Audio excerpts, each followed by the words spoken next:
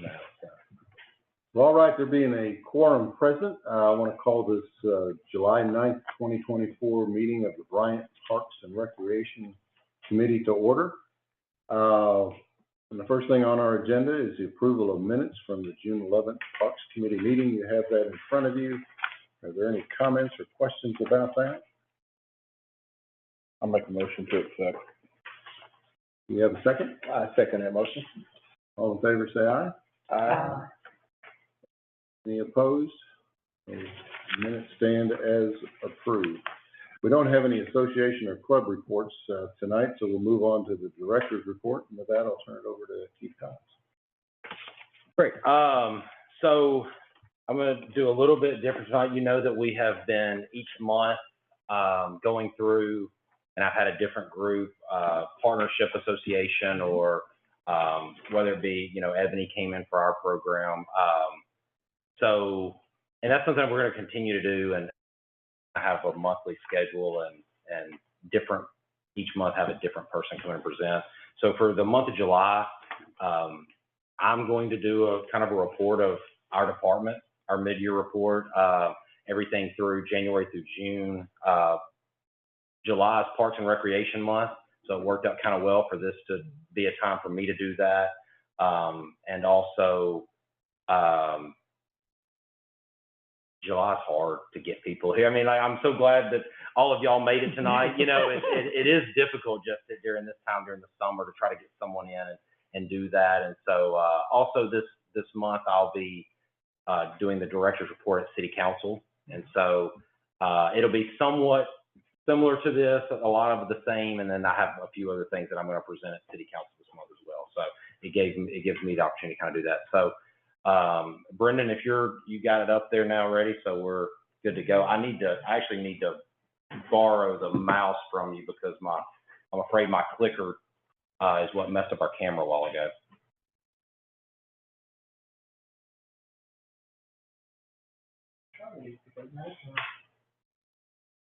Okay, well, I won't accidentally click if it's going the right way. And I can just tell you if that works better on when to change it. I can go either way on it. It's just not going backwards. We'll get out of it and then and go back to the beginning. To the keyboard.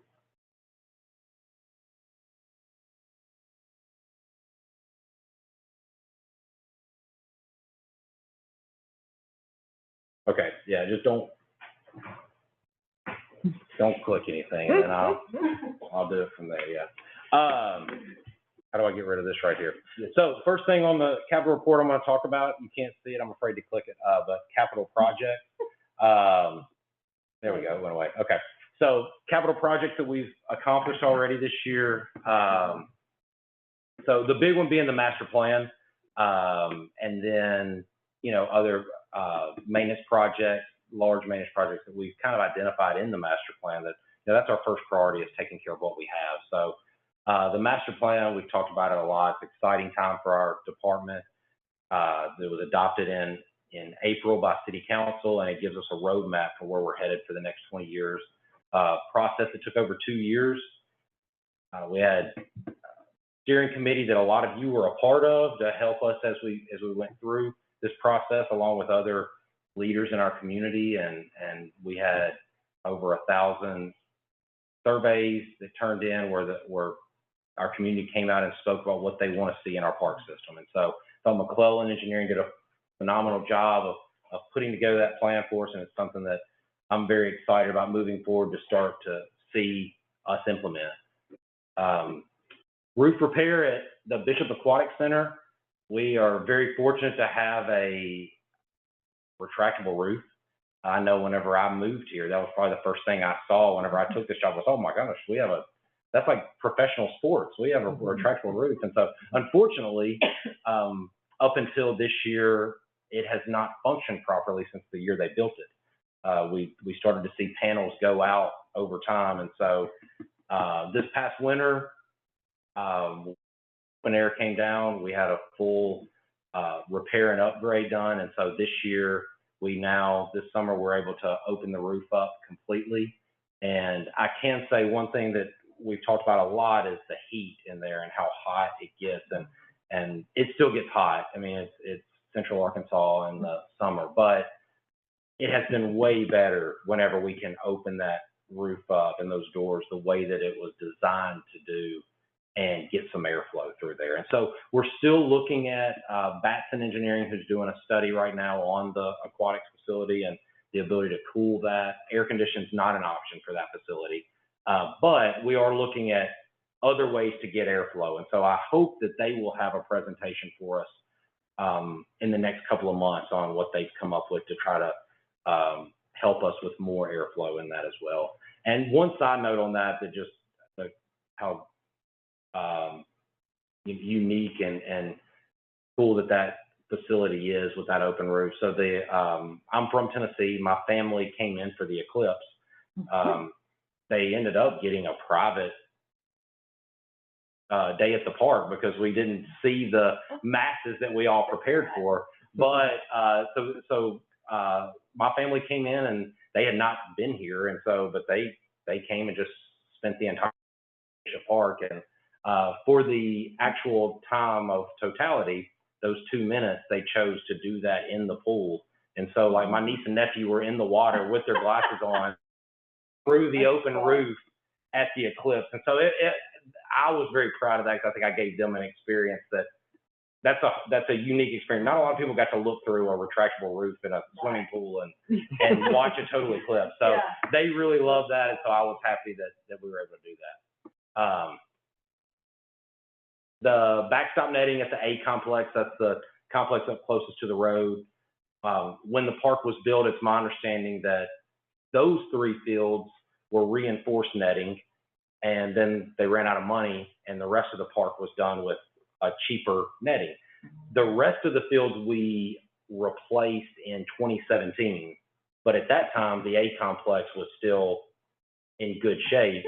Now, and so that kind of tells us that, that we got another 7 years out of that netting than the rest of them. So we replaced the A complex. It finally, was getting holes in it and giving out. Everything's been replaced with the reinforced netting now. So it's going to go out again at some, get a good 15-year lifespan out of that. So drainage upgrade behind the center. This came up as we started to discuss the damage we were seeing on our basketball courts.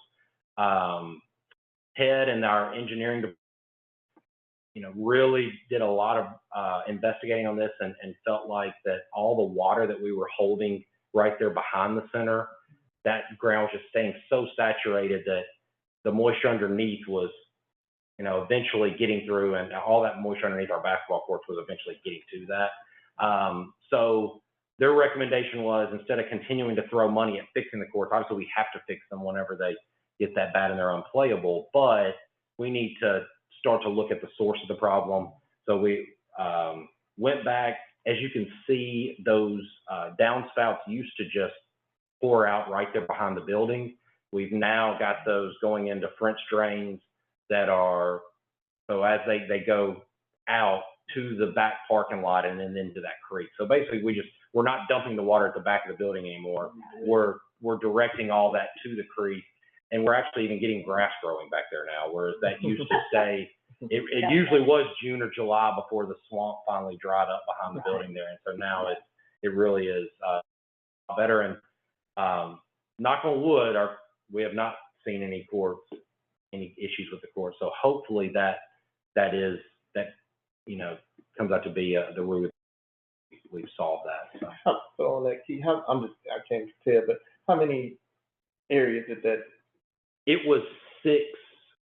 It was 6, and we did a lot of other work. Like the gutters were not big enough for the amount of water that comes off the backside of that building. It's a big building.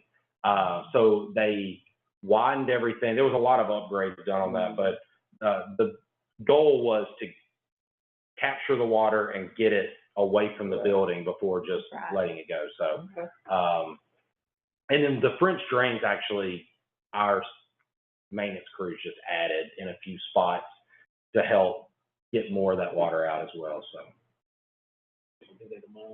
Pump house behind the splash pad. That's the controllers that runs our splash pad behind Bishop.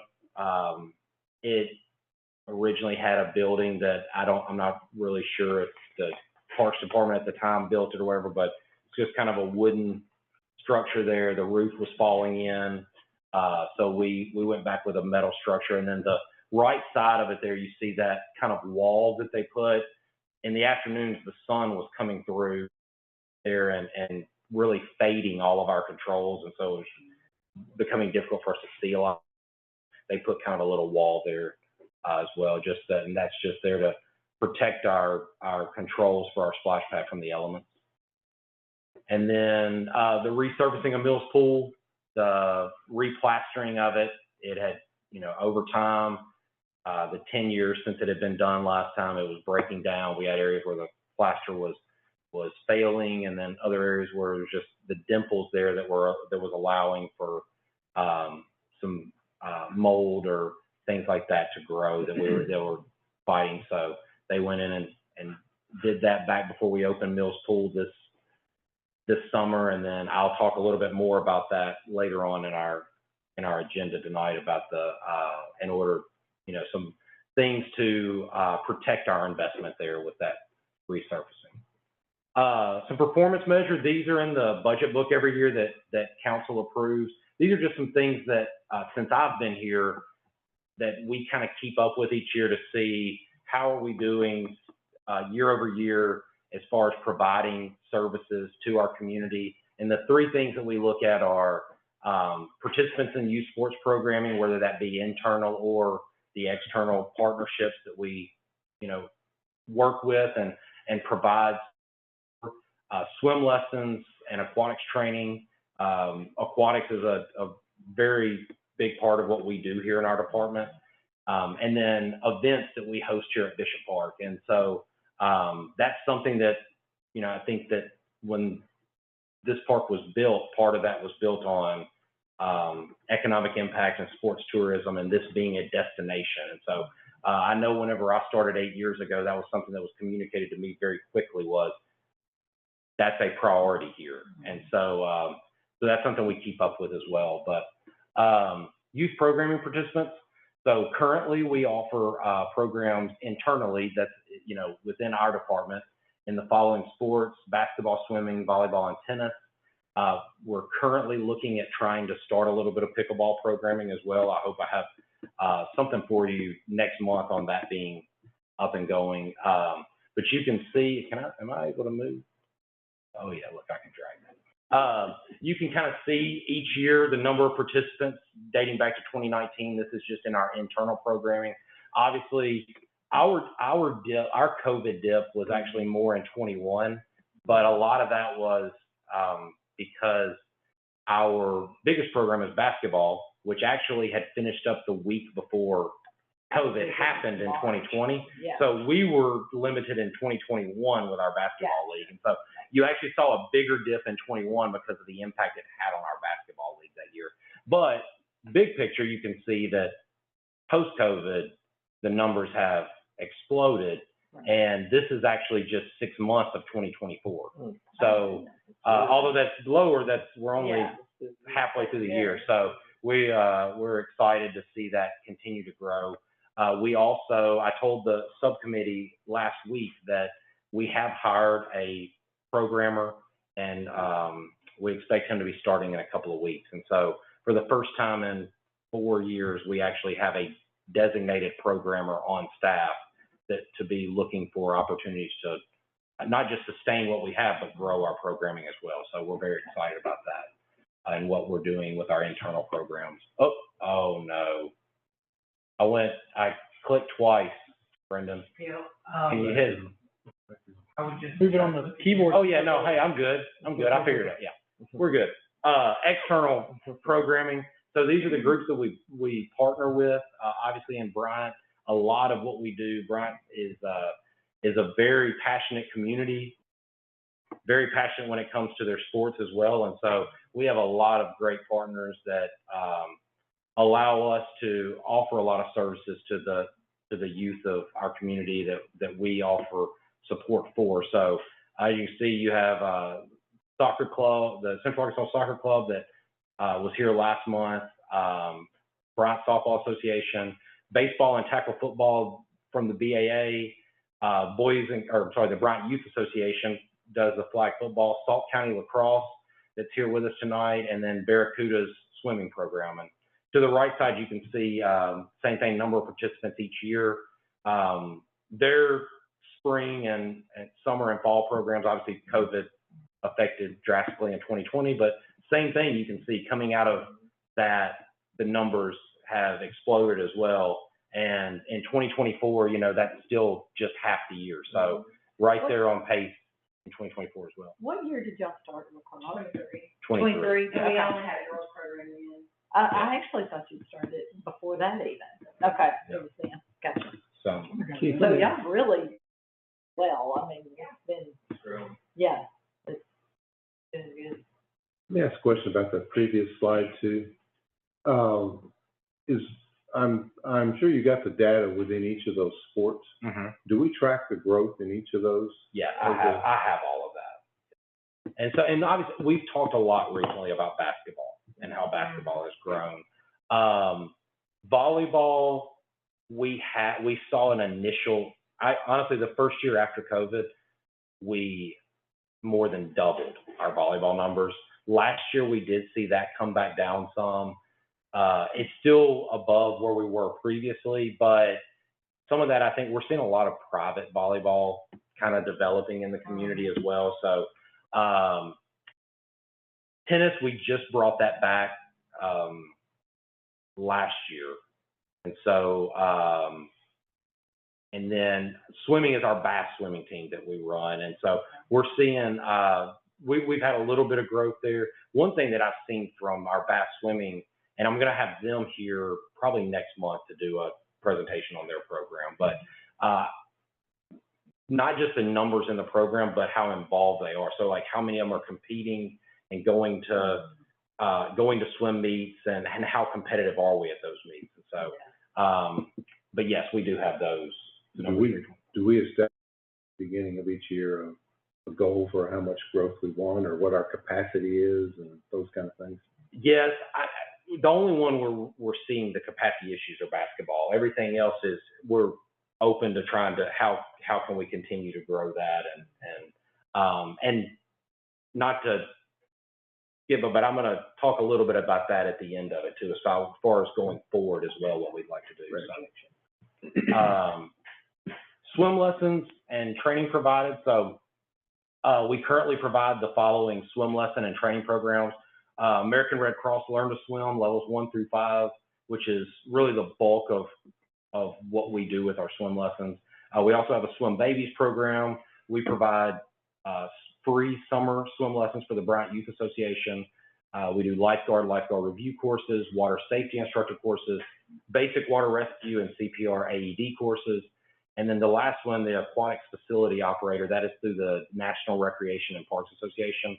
And I can say we're the only city in the state of Arkansas that offers that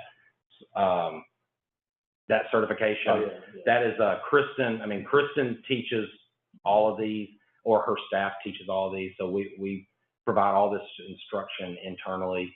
And I renewed my AFO it's every 5 years, but I renewed mine and we had people from Jonesboro, Rogers, right here in this room, you know, so people come from around the state to get that certification here with Kristen. So same thing you can see, I mean, there we're even seeing a more direct line pattern of the growth that we're seeing in our swim lessons and the number of lessons that we're teaching each year. That's been something we've really tried to focus on, because when you talk about demand, I mean, we have a high demand for swim lessons.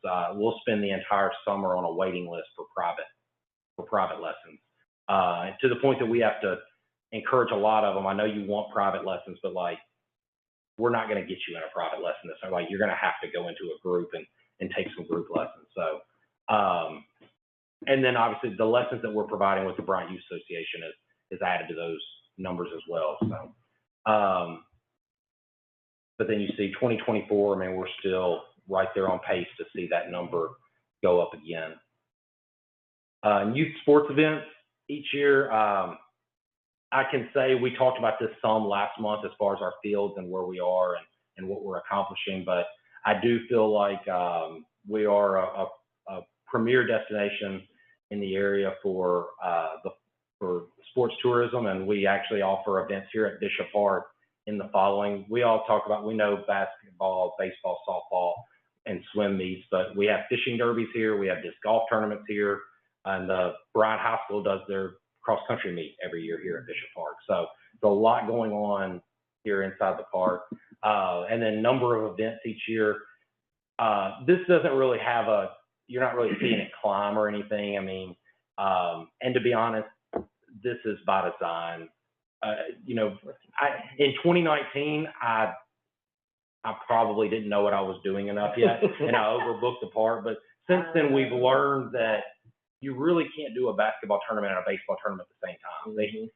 They need the overflow parking, Right. and so we're way more strategic now, not just in doing that, but also being selective with what events we take. If it comes down to being able to get a 2-day event rather than a 1-day event, we take the 2-day event. So even though the number of events may stay the same or even decrease a little bit, it could be that we also, some of these are bigger events that we're taking, you know. So, but then 2024, we've seen 30 so far this year in 2024. So, or so half the year. In 26 weeks, we've had 30 events here at the park. So, yeah. So kind of on that, talk about visitors to our park system. So January through June in 2024, we have seen 432,400 visits to our park system. So average it out for how many days we had. Bryant Park's average is seeing over 2,300 visitors every single day coming through our park system. On the right side there, that pie chart shows how that breaks down by each park. Obviously, Bishop is the biggest, and that's where we see. So just this park alone in 6 months, we had almost 262,000 visits to this park. Our busiest day of the year so far was June 8th, which I didn't need the data to tell me that. I knew it was going to be June 8th. I was stressing that week over how we were going to handle the entrance and the parking situation here at Bishop, because we had a baseball tournament, a softball tournament, and a swim meet, all three that day. I do not like doing 3. Really, 2 out of the 4 is the max we ever really schedule in the park. Because we'll do 3, and this was the day this year that we did 3. But I mean, it involves us having cones set out and basically traffic directors for the entrance of the park and where everyone needs to go and park and things like that. So, and that doesn't count the visitors that we would have had on a beautiful Saturday in June at Mills Park. The only thing that really helped us or I don't know, helped, hurt, however you want to look at it, Alcoa, which is our 3rd busiest park, had very few that day, but I know that lacrosse's season was over by June 8th. So they weren't doing anything out there that day. So the slowest day of the year was January 18th. We had less than 100, and I looked it back up. We were actually on a inclement weather at that time. So that was the ice snowstorm on January 18th. So yeah, so out of those visits, obviously we have a lot of repeat customers. So that actually accounts for 129,900 unique visitors that came to our parks this year. So running through that, Bishop sees the most visitors from outside of. Now this wouldn't be the most visits. I mean, you know, we get a lot more. Our locals visit more often, but out of those unique visitors, over half of the people that this year are coming from outside the county. And then Mills technically is not the other end of that spectrum. Spring Hill Park is actually the one that sees the fewest, but I mean, Spring Hill Park's a very small community park. But so I felt like comparing it to Mills because Mills is more of our family park, people that are coming locally, and so we saw less than 25% come from outside the county there. And remind me how you keep track of it. Yeah. So I was curious. I didn't I knew you ask. talked about it. we have a software now that is, so I probably should give them credit, but it's Placer AI, this is all coming from here. We don't have numbers for Devswood, Kings Crossing, or Plum Parks because there's not enough traffic there for them to track data for those parks. But yeah, and then on that, like Midland lines, it's what you would expect. Midland lines up more like Bishop does, not as high of a number as Bishop, but sees a fairly high percent that are coming from outside, whereas Ashley, Alcoa, Spring Hill, those are all lining up more like local, yeah. So, so next. At Alcoa, those fields up in the front, there's the dog park. Mm-hmm. but We then have two that softball one- fields there, and then the lacrosse field. But there's any, see people on the softball. That we're field. seeing a lot of growth there this year on the softball fields. Yeah, we'd still like to do some more. Our guys internally, our grounds crew did a lot of work on one of those fields this year. But we would like to still do some more upgrades at Alcoa, like we did at Ashley a few years ago. You know, before the budget tightened, that was the plan, was that we would really invest a lot in Alcoa Park to before the park opened. We've been very fortunate to have a community partner that have done a lot of that for us, and so we've been very blessed for that. But that's still something that's definitely a high priority for me is that. But yes, to be honest, a lot of our groups that have rented space at Ashley, I mean, there's more demand than there is supply. So I am seeing a lot of Alcoa where people are going, oh, well, I can't get in at Ashley Park. Let me overflow to Alcoa Park. Right. So, and then I really believe that when that trail is completed, we are going to see a lot of just your foot traffic of people walking, riding bikes, running through there. So, just a couple of questions I had, just fun questions to break up the monotony of me talking to y'all. I have a few things here for you just to see. So which park do you believe has seen the largest increase in visitors in 2024? So the year over year, from where they were last year to where they are this year, which one have we seen? Mills Park, pickleball. I thought so. Yeah. I'm guessing Mills. So The pickleball. y'all know what you're talking about. Look at there, Mills Park, Based 47. on how many people are out there Yeah. every time you drive by, So Yeah. Mills Park has Got a seen lot now, biggest Tonight's a increase. cool night, so you'll probably see a lot out there. Yeah. I will say though, talking about Alcoa Park, it was right behind. That's what, 30, when you 39. said that y'all started 23 and you're comparing 23, 24, so I can Yeah. see an increase. So, yeah, 39% growth. But I mean, those are massive numbers. When Mills, you're talking about nearly a 50% growth year over year at Mills Park. And yes, the tennis pickleball complex is a big part of that. But yes, Alcoa Park is, 39%, right there behind it. So, if anybody gets this or even close. So residents from how many different states have visited a Bryant Park in 2024? 19. Say 24. Anybody else want to throw out any guess? I'd say, I'm afraid price is right, 25. 25. Over you lose. Yeah, 38 states. Oh, wow. Yeah, wow. 30 cents. Yeah, wow, that's good. Yeah, 38 states. I probably would have guessed more like you guys. So I was, but Like yeah. in the 20s. Yeah, so 38 different states. Out of those, which state besides Arkansas had the most visitors?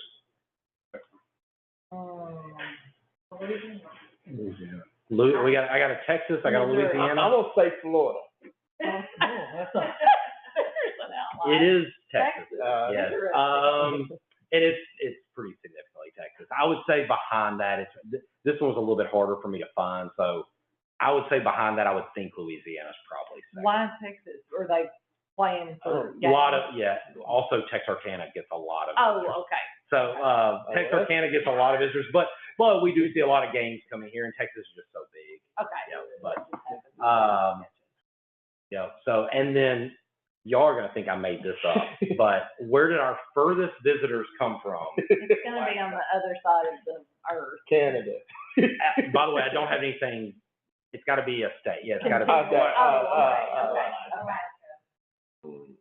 Okay. Not just Alaska, but Oh, North, Oh, that's actually a city there too, yeah, like, interesting. so yeah, we had a visitor from North Pole, Alaska, which It is, says this, there is no. yeah, no, I don't know, well, oh, no, it was January through June, so it wouldn't have been Christmas, yeah, so I don't know, Yeah. yeah, that wouldn't have been, That wasn't Santa. Santa's cell phone didn't pop, yeah, so yeah, North Pole, Alaska, so pretty good, y'all did really well. When I do this at council at the end of the month, you can't be cheating. You don't get to answer. So, yeah. All right. So what's next? So going forward, I talked about, very excited about things that we have coming up with the master plan. So, some of our capital projects, we're currently working on the connector trail for Alcoa Park and Mills Park. I had a meeting on that today. And so we're still hopeful that, we're on track by the end of the year. We're connecting those two trail systems. And that's when I think we'll really see a lot of this traffic, foot traffic come up where people are really able to use that. When you're able to get on Bryant Parkway, take that all the way, to the junior high or to Alcoa Park. And then if you want to go over to Mills Park from there, and we've got a trail system completely connected. So the Hilldale Midland Connector Trail, that's something else we have a grant for. That's still, so we're a little bit further away. It'll be next year probably before we're starting that trail system there. Parkway Elementary? Yes. Yeah, and I'm not exactly, because it starts in Midland Park, and then it's going up by Parkway Elementary somewhere through there. And I think that's still part of the design process with streets and community development of how that's going to go. Yeah. Well, and to that point in that area, I went to that highway department meeting a couple of weeks ago, and Highway 5, a few years out in the making, going all the way to the county line, is going to have some pretty wide sidewalks. So if somebody wants to run the perimeter of Bryant, they're going to be able to do it, or walk it, or bike it, or whatever here within a few years. Obviously that's our goal, is connectivity, being a more walkable, bikeable community for families safely, where they're not trying to walk along the side of a street, so. I talked a little bit earlier, the Bishop Aquatic Center study that Batson is doing, and then the replacement of the pool pack. Our goal there is going to be, I'll be coming back at some point with a quote for the necessary repairs to get our current pool pack's heating system working to get through one more winter, and then replace that next summer. And so some of that has been, we want to get that study completed so that we know that we're putting the correct equipment back in there and doing it the right way. But also at this, like the lead time, we would not, that equipment's going to have to be replaced during a summer when it's not needed to be used, and we can open the roof. And their lead time, we would not be able to replace it this summer, even if we had the funding figured out for that. And then the last one we've talked about a lot, Bishop Park lighting. Our goal, we've applied for the grant to try to help with that. And then I'm also just working on other funding solutions and options that we can be looking at, because that's something that what I have heard is absolute top priority. We can't keep pushing that down the line or letting something else jump ahead of that just because we have some funding for it. Like we've got to get that done because it's a major safety concern. Those are capital. Internally, like I said, we just hired a programmer. Very excited to bring him on in the next couple of weeks. And one of the focuses that I do internally is look at our internal programming. We rely on partnership organizations for programming. And there's a reason for that. We have a very invested community that, is taking ownership with those programs, and they're doing those programs way better than we could. And so, we're obviously very appreciative and happy for that. But at the same time, I want us to at least be doing what we can internally. I don't want to just take the approach of, well, we don't have the funding for that, we don't have the budget for it, we can't. You know, at least look at doing, you know, what little things that can we do to help. So we've hired a programmer. We're looking at some pickleball options right now, and some other opportunities. You know, once he gets here, I really want to allow him to kind of make that his own and sink his teeth into it, and look at some opportunities there that maybe would be some things that are affordable that we can look at doing and offering more things, and maybe things even outside of sports. You know, some different arts or things like that maybe we can do to provide some opportunities for kids that, you know, may not be athletics inclined. And then the other part of that is financial aid program. I've talked with Impact One Foundation, which and they are fully on board and working with us. Their budget this year does not, they don't have a budget for bringing on more programs. So one of the things I talked to them about was us partnering with them to raise our own money.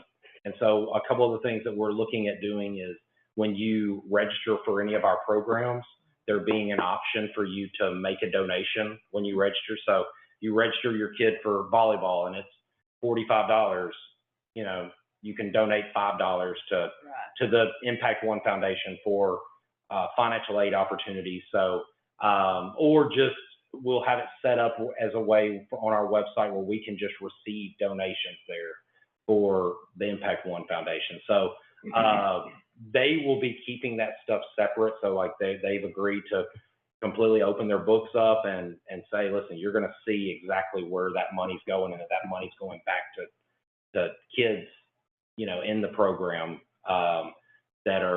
that may not be able to afford that programming. So very excited about that. The only thing we're waiting on right now is Joy with the finance department to get us a GL account set up where we can start receiving those donations into a separate account, so that it's very, very clear that when Drew makes a donation, it's not just getting lost in our general fund. You know, we're able to track that and show where it's going. So, you know, I think that allows us a couple of things.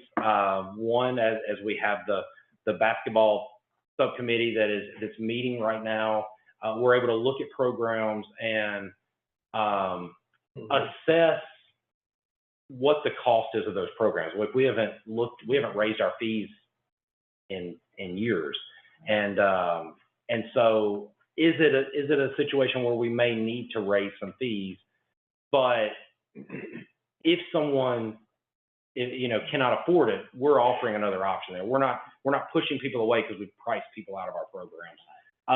And I also think that it offers opportunities for us to grow some programs. Richard asked about our other programs earlier, and like I'm going to use our bass swim team as an example, but we currently offer swim lessons through the Bryant Youth Association for free. And so right there, we've got 209, I think it's on the other report this month, but I think we have 290 kids that are a part of those lessons. And some of those may take up swimming and really have a knack for it. But unfortunately, summer program ends with Bryant Youth Association, they're done. Unless you want to continue to pay for swim lessons or pay to join a swim team, which is fairly costly. And we're way cheaper than anywhere else. And so one of the things we're hoping to be able to do with that is maybe take some of these kids and that just can't afford something like that and have a way to say, here you get, like, now we can offer a place for you. If you make it to Bryant High School swim team, it's free. Right. But the problem is kids can't get the training to make it to the high school swim team because they can't afford to be a part of club swimming. And so we have, like I said, our swim team is very affordable compared to others. But it's still, I mean, $70 a month still adds up, and there's a lot of people that can't pay $70 a month. So if we can offer some assistance there and help us to grow those programs as well, I think that's where we're going to see a lot of the growth. in that. And so that's something that's kind of big picture as far as what we're looking at doing with that going forward. So, any questions over that? I think that's the last I had for you. It's good. Thanks. Yeah. I hadn't practiced going through it. I went way longer than I anticipated, but Well, we yeah, y'all talked some. So, on that, the June summary, like our normal summary there, I've talked about a lot of this already, but you can kind of see I want to just kind of highlight those Bryant Youth Association summer swim lessons. We have 290 kids this year going through it. Those percentages there, that would be week 1 this year. In those grades, what percent were able to pass the swim test, and then that would be the last week of June. So just in June, that would be the increase there. And Richard actually called and asked me, I think yesterday, about this. So you see that massive difference in first graders and second graders. Well, a lot of those second graders were a part of this program last summer, whereas the first graders weren't. So, I mean, in reality, what you're seeing is, and I think Jason would probably attest to this from his experience there, most of these kids coming into the BYA are not swimmers. Mm-hmm. They are Fearful of exactly. It's not just that they can't swim. they're getting over it. They're scared of water. And really, I know I've talked about it too many times now, but this program, which I give all credit to Kristen Robinson, our aquatic superintendent, but this was because we were doing so many rescues with those kids that we provide free pool space to every year. Right. But we were staffing double the amount of lifeguards that we normally would, and constantly in the water pulling kids out. And so, Kristen just said, Let's teach them how to we've swim. got, like they're stuck here. They can't, let's teach them how to swim. And so we started doing that. At the beginning, a few of them were like, oh, I want to play. But I can tell you now, they were having to play in the shallow end because they couldn't swim. Now they're jumping off the diving board. They're coming down the slide. They're actually getting to play. And so, so once they're allowed to go and free play. Yeah. But before that point, they're in swim lessons every day. And so, I mean, you can see, I've talked with Suzanne about this. I mean, our goal is when we get to the point when every kid that comes through that program, they're swimming whenever they're leaving. And, there were, I would say, before we started this a couple of years ago, less than a third of fifth graders that left that program were still water competent, and a lot of them were still scared of the water. And so, so it's something I'm super proud of, but I think this is a great thing that we're doing. Just as a quick side note for you there is a new state law that the schools have to, and I mean, I'm reading it, requires public schools to inform parents of the importance of water safety, education, and swimming lessons, and also, like, we're going to have to provide a list of providers for swim lessons. Oh, wow. And water safety. Yeah. So that's coming. Yeah. And we don't have it all fleshed out yet, but that is a new law that goes into effect this school year. Yeah. I mean, so we'll be promoting. There you go. Yeah. Wonderful. Look at that. So just letting Free you know, advertising. it might start. The problem is our demand is going to be. I know. So that's kind of where I'm like, the demand may, we need to build another pool. And I will this isn't necessarily the time for it, but I will give an update since I have you all here right now. Our lap pool is currently still closed. We had a power surge in the storms on Friday that blew the motor. So I saw somebody saying something about it. We're currently trying to get a replacement in.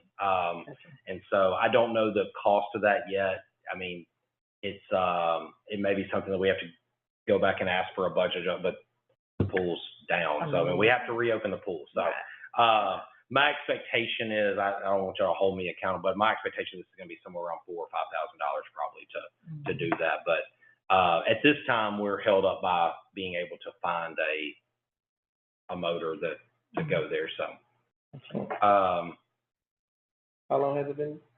Since Friday. Yeah, so, yeah, our bass swim team has Junior Olympics in 2 weeks.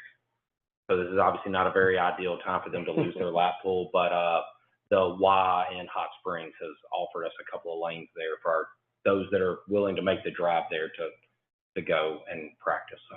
Quick question. You and me have talked about that already on the pool, but I was wondering if y'all been pointing people over to the Mills Park pool? I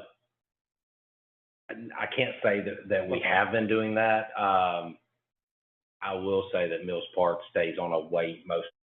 Yes, Okay, I was wondering. and so, but no, I mean, it's a good idea. I mean, just to let people know, and I'll be like, our guards or people that are answering the phones, they may be letting people know that we do see a much different clientele base that is here that is at Mills as well. But You got your series. and it is just our lap pool. The therapy pool is still open, but it's the lap swimmers that are the ones that, so.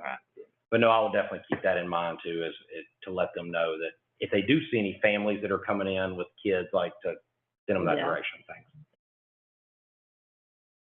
Not too high.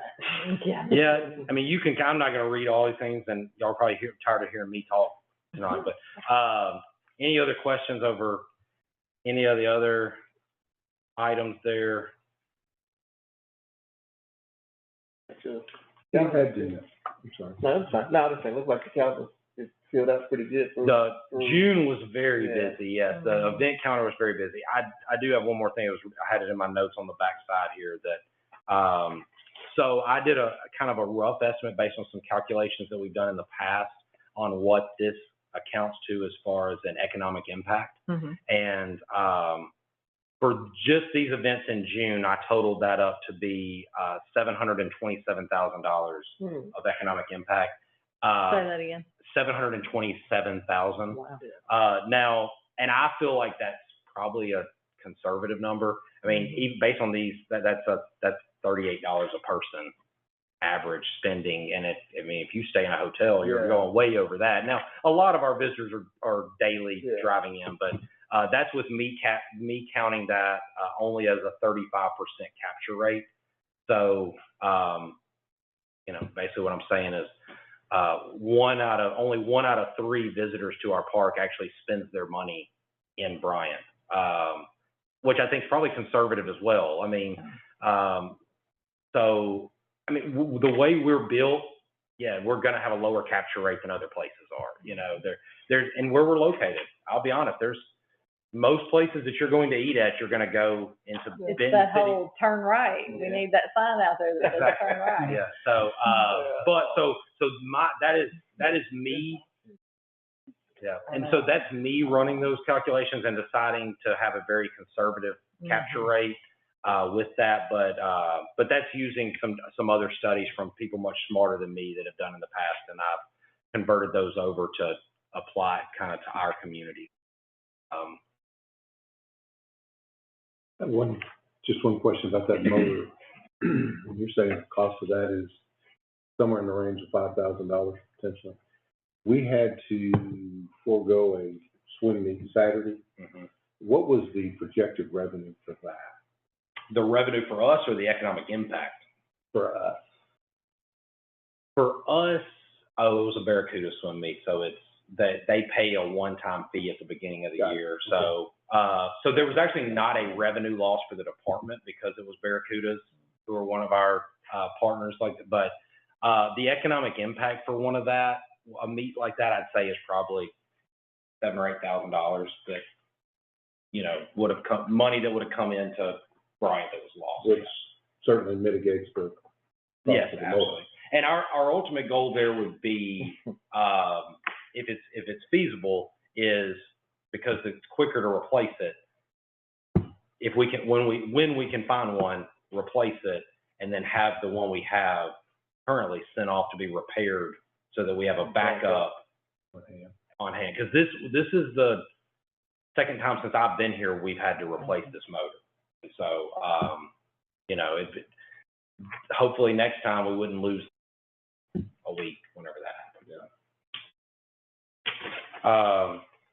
All right. Any other questions for me? I think that's No? Very good. Do we have any public comments?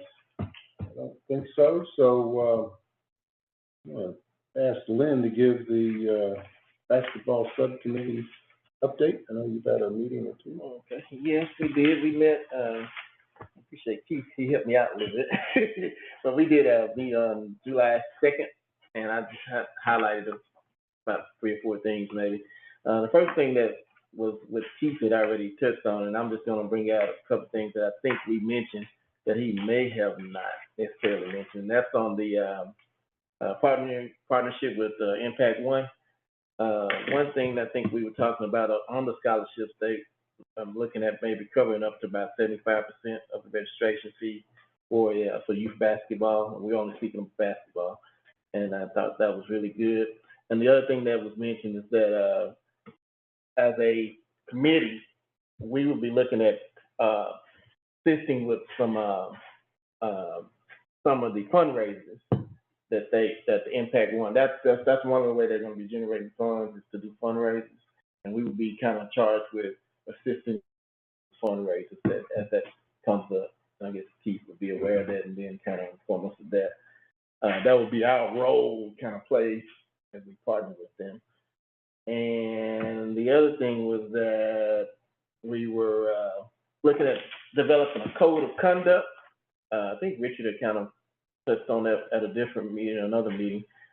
This was just one of the examples, and I'll let it flow around the room. This is the only copy I have, but we're looking at, this is very preliminary, but we're looking at establishing a code of conduct for the league in particular. That would be, what was this? This would be for coaches, parents, and players alike. And so like I said, we can float around. This was a good example from Parks and Branson that we looked at, but it's nothing set yet, but we are very early developmental stages of that. We're looking at trying to make that happen because as we were conversating, we established that, concluded rather, that there is a need for such a thing. I think they've experienced some things in this past basketball league that was kind of unacceptable or not necessarily tolerated, that we need to be tolerating, so we wanted to put something out there for that. The other thing was we're working on space, practice space, gym space for practices and games. And some of the schools that we're looking at partnering up, we have already kind of, Bryant Middle, they're on board. Bryant Junior High working on them. Hurricane Creek, Spring Hill also working on them. Then possibly Collegeville. That's just a possibility if we need that.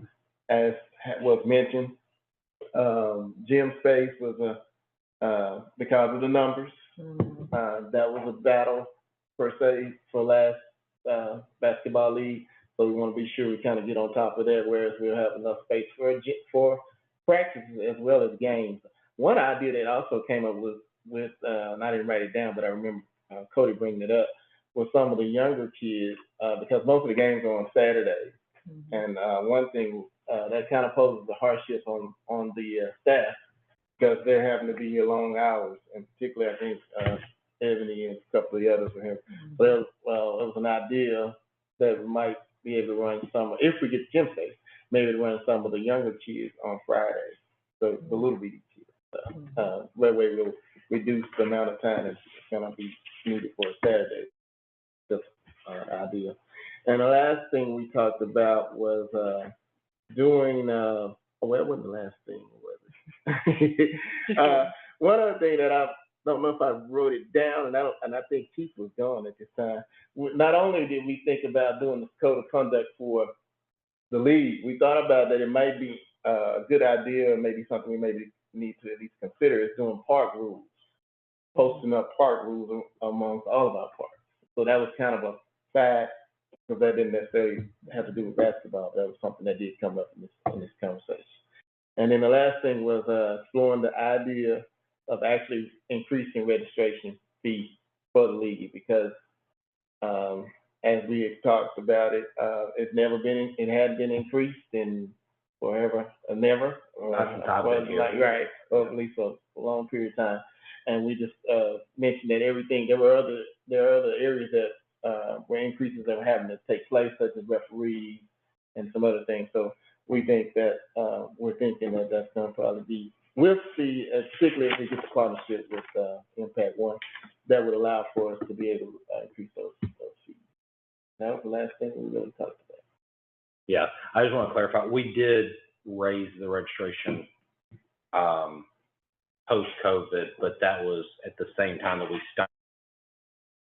The registration increase was only to offset, we raised registration by $10, but we stopped charging gate at that time, so now it's free entrance. So, Right. you know, we had calculated up, that was kind of a wash there, so. But that's the only, we have not actually made a increase in order to cover other costs, so. I think assessing the fees every year is a good idea, so we don't get into a situation where after 6, 7 years, you know, there's sticker shock when we have to do it. Absolutely. You know, you just, and that's not to say we raise it every year, but just what's the cost of running the program? Mm-hmm. And how much did it increase? Can we absorb that, or do we need to pass at least some of it on so we don't run at a loss? So the other question, I think we discussed this when we talked about the subcommittee. Is there any possibility that we could use some church facilities for basketball? I'm not certain of that. I think these were some of the schools that we've partnered with in the past, and we're looking at continuing to partner with them. As it relates to churches, I'm really not sure. Has that ever been even? We've attempted in the past, Yeah. and I've had to, but but yes, that was a goal, like, you know. Yeah. I'm not gonna have opportunities to do that now if you know. That's something we might need to And do. that's something that, yeah. It sounded like with the schools, of course, like I said, most of these we've already had a working relationship with, and I even learned something in that meeting. It's that they basically, it's all handled in-house, whereas we actually mandate the gym, staff do, and, so they don't require anybody from the school. Cause initially I thought it required somebody from the school to be there, but it doesn't necessarily require, from what I'm understanding at least. So, No, we always. right, yeah. So, but yeah, but that's, I'll mention that, Even if it's down to, you know, a gym or two, you know, maybe recircle back and ask, if we're down to needing a couple of facilities, we don't. Even if it's just for practices. I think our teams have practices in churches in the 40s because we knew somebody that had kids in church. Right. Right. Yeah. I will mention that. I like the idea of the code of conduct being expanded park-wide.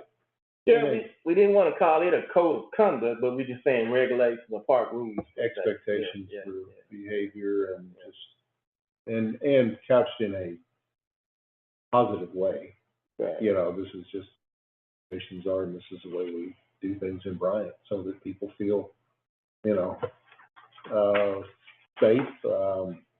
You know, I had one person tell me that witnessed one of the little problems we had last year. The big concern was that had their child been there, I mean, little kids, they would have been traumatized by seeing how the adults acted in that particular night. You know, they wouldn't have slept. And I thought, you know, we need to think about that kind of thing, just from what the impact of seeing something like that. And those are extreme examples, but to the extent that we can get out in front of those and prevent them, I think it's a good idea. And I appreciate y'all doing that. I look forward to formal recommendations and moving forward, so it's good. All right. Keith, you want to talk about the cover for the Mills Park pool? Yes, and I don't have that attached here, but I did bring the quote. We do have the same quote that I had last month from Westport Pools. It is for $12,125.65. That includes the cover and installation, and So it had a warranty. I think it has a year warranty on the cover. At about 6 to 8 weeks lead time to install that. So, you know, if we recommend and we take this to council this month, we're able to do that, we would be able to have it installed in time. I have gotten 2 other quotes now. I think I told you last month that I fully expected this was going to be our best quote because it was better than the ones we had gotten a few years ago. And so, but we have gotten other quotes. This is still the best quote. The others offer a longer warranty. However, we could, even if something did happen, we could replace this one before spending that much more for a warranty. And so, they all, it's the same exact cover. Like, I mean, it's the same description, the same, but it's just a much more affordable price for it. So, as we talked about before, the investment that we made of $46,000 to resurface that pool, you know, and protecting that investment and putting that cover over it during the off season, and also just the time that it's going to save for staff that we send out there all off season, you know, everything. So we would still, it's a mesh cover, so we'd still run the pool would still circulate and stuff underneath it, and we would still treat it up until we get to the point that it's too cold for algae to grow. But so none of that stuff would change, but it would help protect some of the elements from getting in there. So. And how might that affect the longevity of the what we just had replaced in the pool? I mean, will that give it a greater lifetime? Yes, it should get. I mean, I'm not gonna say it's gonna, you know, we're gonna get another 10 years out of it or anything. But one of the biggest things that caused us to have to do this when we did was the algae and the mold that were starting to grow in there. So this is going to help us in protecting and keeping that stuff out, because a lot of that is happening from the leaves that are getting in that and staying in there, even though we do clean it throughout the entire off-season. I mean, we're not cleaning it every day. And so just being able to keep those elements out are gonna be better for the long-term lifespan of that. One additional question that I didn't even think about until now. We're not going to have anyone expert to be able to vet out. Like, each year we have the internal staff. So right? Yes, once they install it, it's stuff that our staff can handle. Yes. Okay. I think I remember So. that. That sounded familiar when you were asking that, but I think I remember that. Yeah, they'll come down and I may be able to get this slightly lower because they went ahead and put they're from, I think it was Missouri, but they went ahead and this includes their travel expenses. And we have a developing relationship with a local hotel that I think I can talk to about maybe helping us out and putting them up for a few days and maybe get these travel expenses down a little bit too. So I'm gonna try that. So this should be the maximum amount. Great. Obviously, simple question, but we have a place to store the cover and everything. Once, Yeah. No, that's how it's So works. we may have to bring it back over here in the off season to store, but we will. Yeah. Do we need So a- I'm. So we have to vote on this. Yeah, I hope we have one too, yeah. but we- So I'll be requesting to take this to council to ask for the approval of funding. All right. I'll make the motion.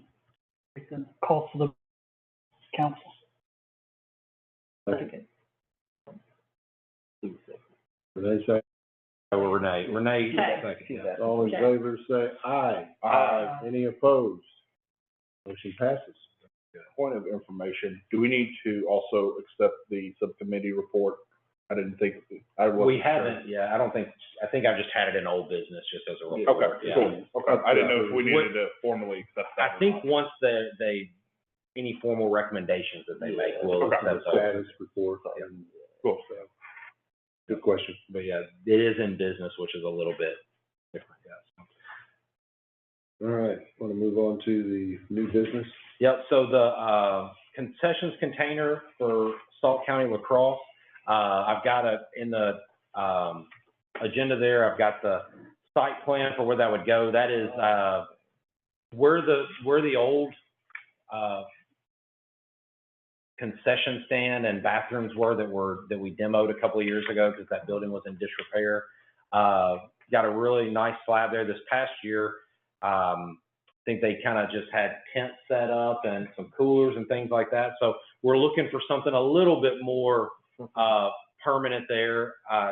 And so we removed a couple of those old nasty looking Connex boxes and replaced it with a really nice painted one. So it is, this has already gone through DRC and Planning Commission as far as for the site plan and everything, and they have approved this.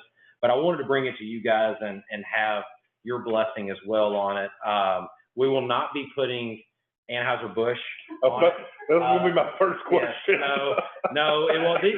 This is just a couple of examples of what we're looking at doing there. More in favor of this. Yeah. I'm about to say that the park was about to get a lot more popular. That was gonna be, we're gonna have to add that to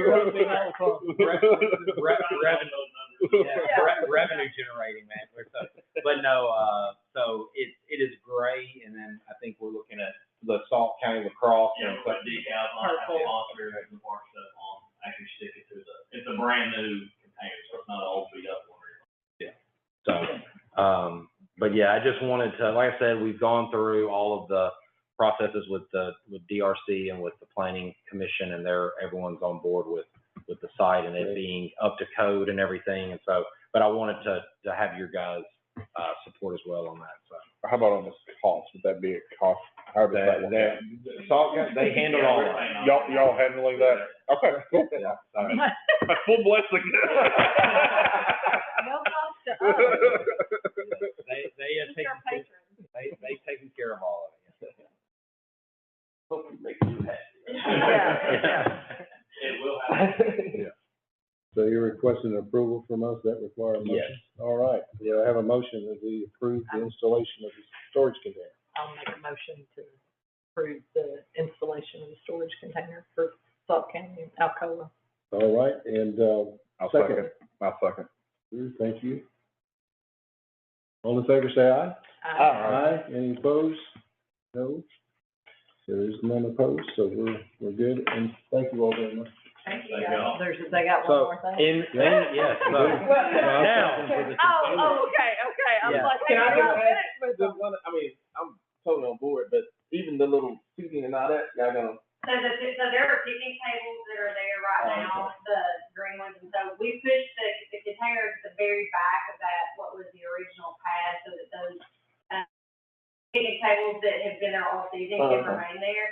And then, I don't know if you guys go to the Copper Mill a lot, Adam, go to the Copper Mill a lot, but on the patio, they have those, like the shade, like the mesh shade. Yeah. With the lights under it, so that's, yeah, we have to explain it. Yeah, it is.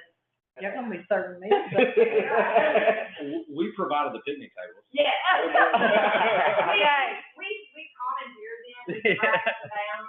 they don't need to be restained or anything. No, they're metal.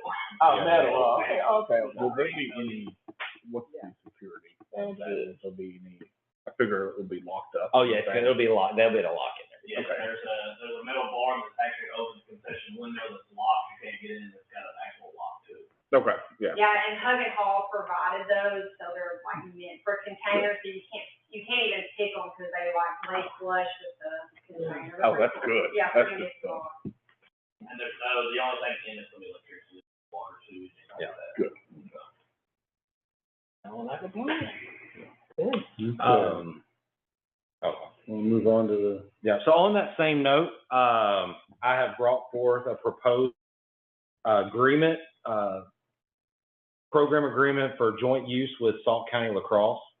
We have talked a lot with Salt County Lacrosse the last few months, and we've been going through and doing a lot of progress out there, and a lot of that is the investment that they have made into our community and to Alcoa Park specifically. And so, you know, I had mentioned in the master plan and moving forward and growing our department, you know, a priority being Alcoa 40 Park. And unfortunately, our limitations funding has kind of held that up a little bit.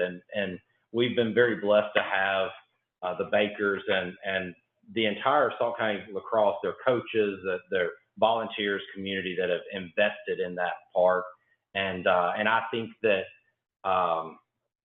you know, in some ways we owe it to them to show some commitment in return and to show that, I think that they know that as long as I'm in this seat, that they're safe and they have a relationship and a partnership here with, Bryant Parks, but things change. And so I think that, you know, we need to put it in writing too, and to say, so that's why, this is a 5-year agreement.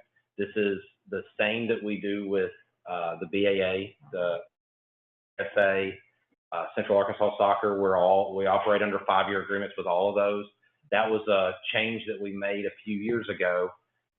There was a request of those groups to have differences. You know, things change, mayors change, council members change, and you know, their fear is, oh, hey, what happens if someone comes in and doesn't want us doing it? And so, and so it's a way for us to say that, like, hey, you've got something here in writing as well. And so, like I said, this is actually, I think for the most part, replicates kind of the 1-year agreement that we worked under this year, but we're making it longer term. One of the things that we did change here was, I don't see where it is now, but number 13 on the backside, currently Salt County Lacrosse pays $1,500 a year for use of the park. We did put in there because it's a 5-year agreement, and in 5 years their program may change a lot. They're starting youth lacrosse next year. We're currently working on that area adjacent to the field there for a future use. The master plan has been multi-purpose fields going forward there.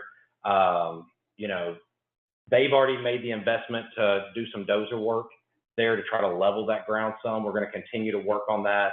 And also we're looking at a grant opportunities that they can apply for to invest in that area as well.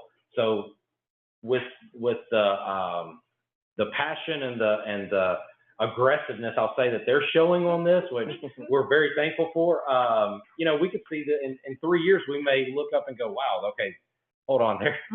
They have, you know, quadrupled in size, and now they're using all this space. So I put that in there that if the amount of participation in their program surpasses 100 participants, we would open that up to reevaluate what that fee is.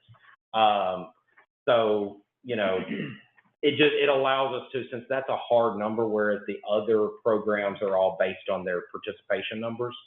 If theirs grows a lot, we can always sit back down and talk about it. I don't think they would mind me saying, I mean, I'll be honest, they were willing to raise more money if they had to and pay more. And the conversations we have, I feel like I know them well enough at this point that I know whatever I don't charge them, they're going to invest in that park anyway. And so that's where we're with that amount to show that they're paying for the space that they have, but also knowing that the amount that they're putting into that park far surpasses this dollar amount that they're paying every year. So something else I want to note on, like with lacrosse, they do male and female, and like basketball does, but then you've got like football programs, you're limited, it's usually just male. And so it's like volleyball has increased. That was one of the things I noticed on your report. Volleyball's increased, so that's another female. So you're getting more, because like when we first came, like when our boys were younger, you didn't have a lot of both. I mean, if you had girls playing, it was either softball or baseball, and that was about it for the girls, was softball, or they had to play on the boys team. So that's something that I just wanted to kind of throw in there too, is they're offering both. Yeah, I mean, you've got the COVID, so that makes that looks good for opportunities. I think I covered everything there. One of the things I do want to address, this agreement is actually a 2025 agreement. The reason that I am bringing it at this time is because the work that they are doing and the investment they're making, and also working towards applying for this grant. This agreement is to start in January 1st, 2025. I would like to go ahead and have this contract in place and the assurances, you know, for the relationship that we intend to have going forward. So Our last one ended May 30th. yeah, and that's true. Yeah. Oh, okay. Yes, technically. Technically, you have a gap. Yeah. Technically, there is a gap, and then they're programming for. Do y'all have any more camps or anything? Or? We'll have fall recruitment for the 2025 season. Yeah. So it's. I mean, their program is a spring program, so that's why it was built that way. But yes, we're currently. We are that. The current program agreement did run out at the end of May. Yeah, that's right. Then the grant can possibly be awarded December. So you need this in place. Yeah. So just a question moving forward, we need to vote on a recommendation for approval to city council. Yes. And has Salt County Lacrosse approved this as written? Yes, sir. Okay. And was it that wrote this up? Yes. It was a previous. I mean, these program agreements are, you know, but I think it was a previous city attorney. But our current city attorney has approved this agreement as well. Cool. But, yeah, that's what I was looking for. And That's what I was looking for. it's consistent with the others we have with similar organizations, which I think is a smart way to do it. Yeah. All right, with that, any further discussion on that before we ask for a motion? If not, do we have a motion to approve this agreement with Salt County Lacrosse and recommend approval by the city council? So move. Lynn? Second, Renee, and all in favor? Aye, any opposed? Oh, I Church thought you meeting. did that. Yeah. The motion passes. Any committee comments? I'll jump forward. I make a motion to adjourn. That was a good I mean, report. I'm on it. This report was really good. It was good. Thanks, Do we have a second? My second. Drew, thank you. All in favor of adjourning, say aye. Aye. None opposed. We are adjourned.